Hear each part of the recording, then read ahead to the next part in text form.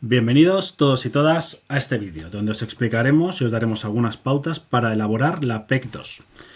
En este sentido, queríamos empezar destacando dos ideas fundamentales. La primera de ellas es que podéis consultar los capítulos 2 y 3 del manual para sacar algunas ideas, asentar las bases teóricas de la elaboración de la PEC. Y luego un segundo término, y muy importante, es que cabe recordar, tal y como se contempla en la guía docente, que esta es una entrega obligatoria para poder aprobar la asignatura en la evaluación continua y por lo tanto en el cómputo global de la asignatura. En este sentido, ¿qué tenéis que hacer en esta PEC? Pues veremos. Tenéis que diseñar una situación de aprendizaje donde trabajéis la psicomotricidad, pero lo más importante de todo es que apliquéis de forma correcta los 3 principios del diseño universal de aprendizaje. Con relación al DUA, como sabéis, esta ha sido una de las principales novedades que ha traído consigo la LOMLOE, la nueva ley educativa española. El DUA se basa principalmente en 3 principios que tenéis en pantalla y por lo tanto no merece la pena mentarlos en esta ocasión. Lo que sí parece conveniente es proporcionaros una serie de recursos complementarios de consulta para que veáis algunas ideas o algunas orientaciones de cómo aplicar el DUA. En esta línea, creo que los dos del MTIC son bastante útiles porque son muy didácticos, son muy accesibles. Hay un blog de la Junta la Junta y luego también una serie de guías, recursos que os van a facilitar mucho la aplicación del DUA en el aula. En esta línea también tenéis el libro de Pastor, que es el QR naranja que tenéis a vuestra derecha. Este es un libro que me gusta por 2 motivos. El primero de ellos es que tiene una primera parte de carácter más teórico y una segunda con ejemplos prácticos y muy concretos sobre cómo aplicar el DUA en el aula. Podéis acceder a estos materiales de 2 formas. La primera es escaneando el código QR con vuestros teléfonos móviles o en segundo término en el apartado de material complementario del campus virtual. Vamos con las orientaciones para elaborar la PEC. En este sentido, cuando hacemos un título de una situación de aprendizaje, cabe señalar que tiene que ser un título atractivo, un título motivante, sugerente, que le invite al alumnado a realizarlo. Y además, muy importante, tiene que ser un título descriptivo. ¿Qué significa esto? Que me tiene que quedar claro qué voy a trabajar en esa situación de aprendizaje. Si son saltos, lanzamientos, lateralidad, lo que sea, ¿vale? Pero tiene que ser como muy claro. Y luego además parece conveniente que no sea un título demasiado largo, ¿no? Entonces, cuidando esas 3 cosas, yo creo que tenemos buenos mimbres para tener un buen título de situación de aprendizaje. Uno de los primeros apartados de la PEC es hacer un resumen de la situación de aprendizaje.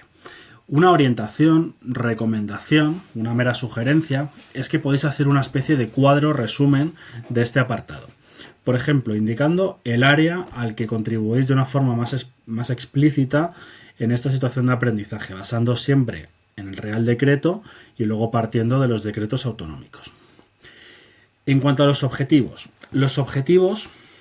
tienen que ser siempre, tienen que estar escritos siempre en infinitivo. Para eso podemos consultar la taxonomía de Bloom. Aunque sea un recurso antiguo, sigue siendo completamente pertinente. No parece conveniente escribir o plantearse más de 4 objetivos en una situación de aprendizaje. Yo creo que entre 2 y 4 es un número más que óptimo. Y luego es fundamental que pongamos un solo verbo en cada uno de los objetivos. Por ejemplo, un estudiante, uno de los objetivos que podemos tener es conocer las normas de seguridad en el aula. Y otro, aplicar de forma recurrente las normas de seguridad. Si nosotros juntamos esos 2 objetivos y decimos conocer y aplicar, se nos complica bastante la evaluación del alumnado, porque hay un estudiante o una estudiante que puede saber perfectamente cuáles son las normas, pero pasa olímpicamente de aplicarlas. Entonces, en ese sentido, la evaluación se vería comprometida porque el objetivo no estaría bien formulado. Por lo tanto, cuidado. Luego, en los siguientes apartados os planteamos algunas preguntas tentativas, orientativas, meras sugerencias para conocer un poquito mejor el contexto en el que se va a llevar a cabo la situación de aprendizaje. Cada grupo es único, es decir, 3 años A no es igual que 3 años B, porque cada grupo tiene una serie de particularidades, de dinámicas, de fortalezas, de debilidades que es preciso reflejar en esta programación o en este caso en esta situación de aprendizaje. Luego el contexto es muy condicionante en este sentido también, ¿no? No es lo mismo trabajar en un pueblo rural de Galicia que trabajar en una gran capital, en un centro urbano como puede ser el centro de Barcelona o el centro de Madrid. Tenemos que plantearnos diferentes preguntas. ¿Cómo es nuestro centro educativo? ¿Nos apoya el equipo directivo? ¿Es un equipo directivo que promueve la innovación? ¿Tenemos familias comprometidas con la vida escolar o tenemos una relación tirante de cierta desconfianza con las familias?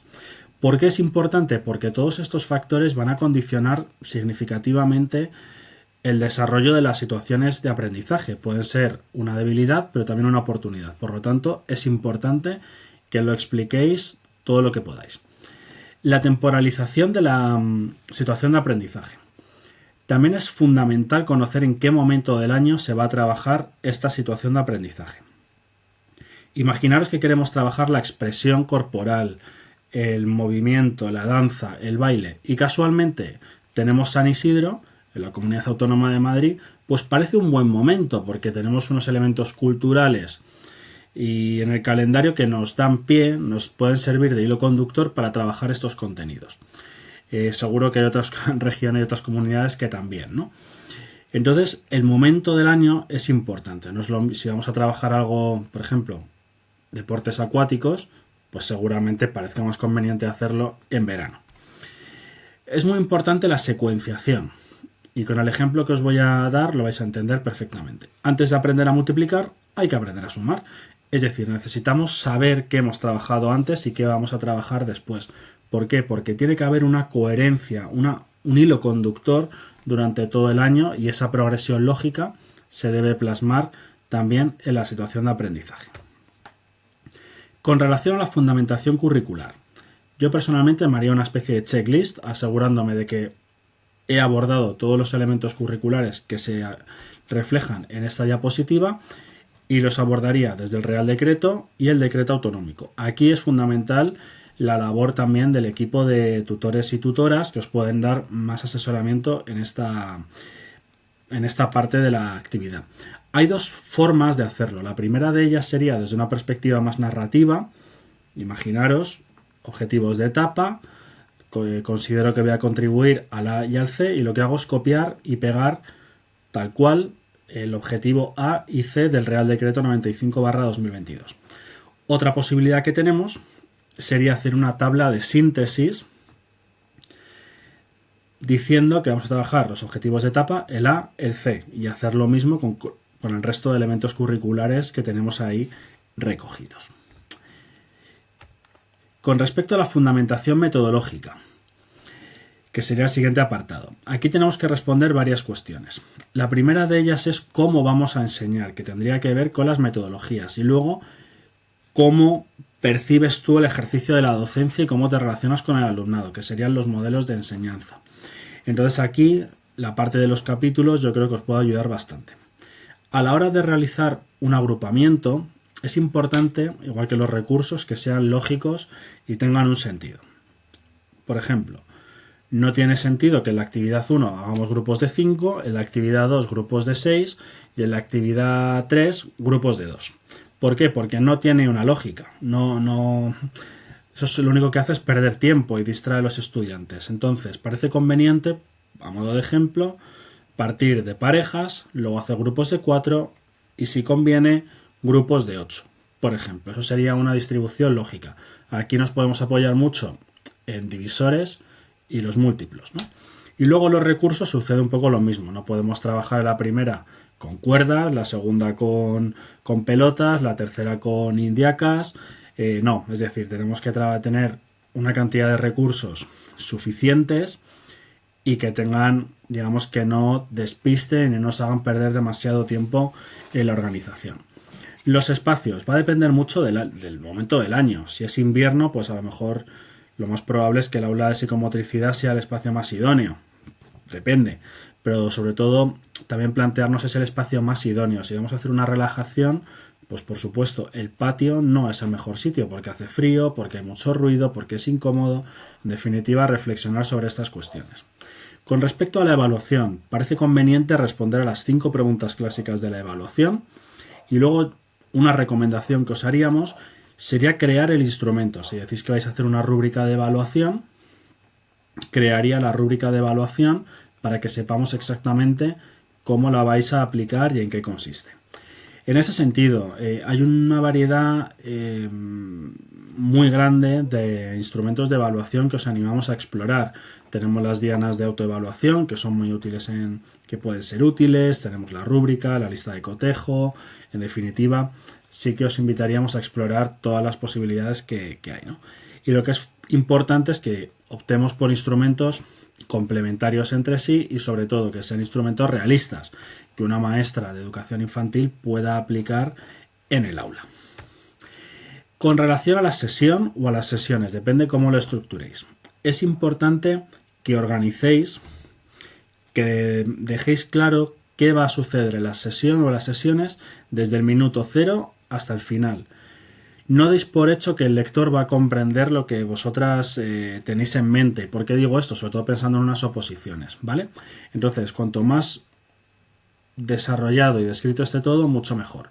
Luego también podéis aprovechar y utilizar apoyos visuales, vídeos, imágenes, dibujos, para reforzar ese discurso y la comprensión por parte del lector. Es muy importante que haya una coherencia absoluta entre currículo, metodología y docencia. Es decir, yo digo que quiero trabajar estas cuestiones, veo que efectivamente las trabajo en el aula y las trabajo de la manera en que he dicho que las iba a trabajar. Y luego, como última recomendación, podéis diseñar una ficha de sesión para las sesiones que os puede ayudar a sistematizar un poco la presentación de la sesión o de las sesiones. Algo meramente una recomendación, orientativo, y no significa que esté mejor ni peor, sino simplemente una sugerencia. Por último, como sabéis, podéis plantear todas vuestras dudas a través del foro de la PEC2 y, por supuesto, a vuestro tutor o a vuestra tutora.